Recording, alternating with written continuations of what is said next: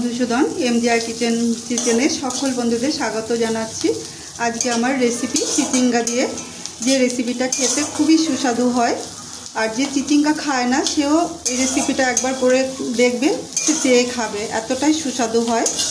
আসুন ভিডিওটা শুরু করি। সরষের তেল দিয়েছি, গরম হয়ে গেছে। এবার আমি দিয়ে দিচ্ছি পেঁয়াজ।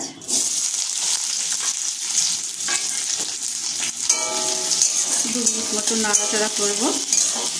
এবার দিয়ে দিচ্ছি রসুন, 8 থেকে 9 কোয়া মতন রসুন দিয়েছি। এটা পেঁয়াজের সাথেও নাড়াচাড়া করে নেব।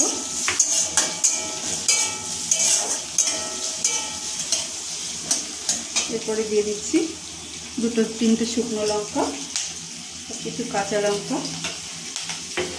সব পেঁয়াজের সাথেই অল্প অল্প করে ভাজতে থাকবো। এরপর দিয়ে দিচ্ছি আমি রোস্টেড চীনাবাদাম, এটাও আমি পেঁয়াজের সাথে ভাজতে থাকবো। 2 মিনিট মতো কুক করব। এরপরে দিয়ে দিচ্ছি সাদা তিল। সাদা তিলটা যতক্ষণ গন্ধ না ছাড়বে ততক্ষণ আমি কুক করব। ভিডিওটা লাইক দিয়ে দেখবেন আর স্কিপ না করে পুরো ভিডিওটা দেখবেন, তবেই পুরো রেসিপিটা ভালো করে করতে পারবেন। আর ভালো লাগলে লাইক, কমেন্ট আর সাবস্ক্রাইব করে পাশে থাকবেন। গন্ধ ছড়িয়েছে। এরপর আমি দিয়ে দিচ্ছি বড় একটা গোটা টমেটো। এটাও আমি কুক করব, যতক্ষণ নরম না হবে ততক্ষণ নাড়াচাড়া করে লো ফ্লেমে কুক করব। টমেটো নরম হয়েছে।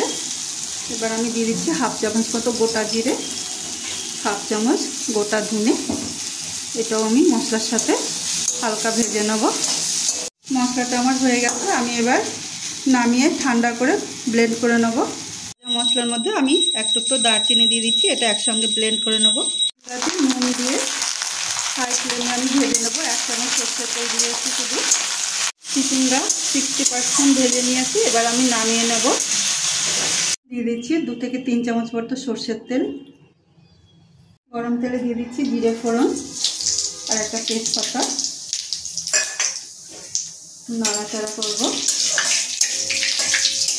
দিয়ে দিচ্ছি 1/2 চামচ মতো হলুদ, দিয়ে দিচ্ছি 1/2 চামচ মতো কাশ্মীরি লঙ্কা গুঁড়ো। এবার আমি দিয়ে দিচ্ছি ব্লেন্ড করা মশলাটা।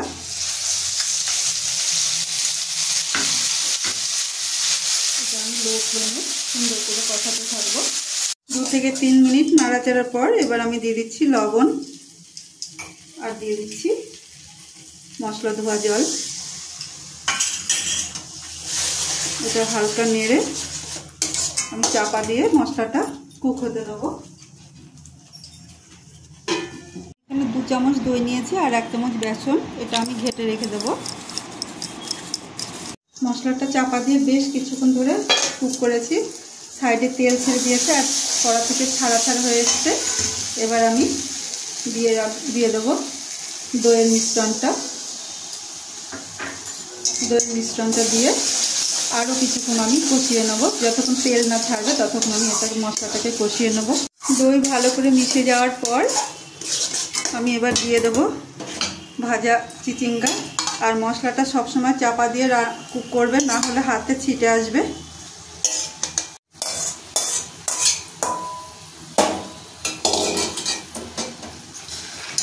এবার আমি ভালো করে মশলা চিচিঙ্গার সাথে মিশিয়ে নেব।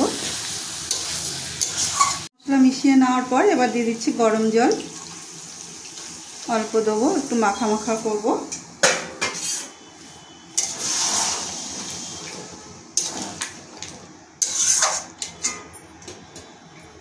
এবার চাপা দিয়ে কুক হতে দেবো।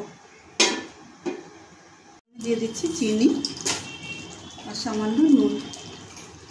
এটা দিয়ে আরও 2-3 মিনিট আমি কুক করে নামিয়ে সার্ভ করব। মশলা চিচিঙ্গা রেসিপি রেডি।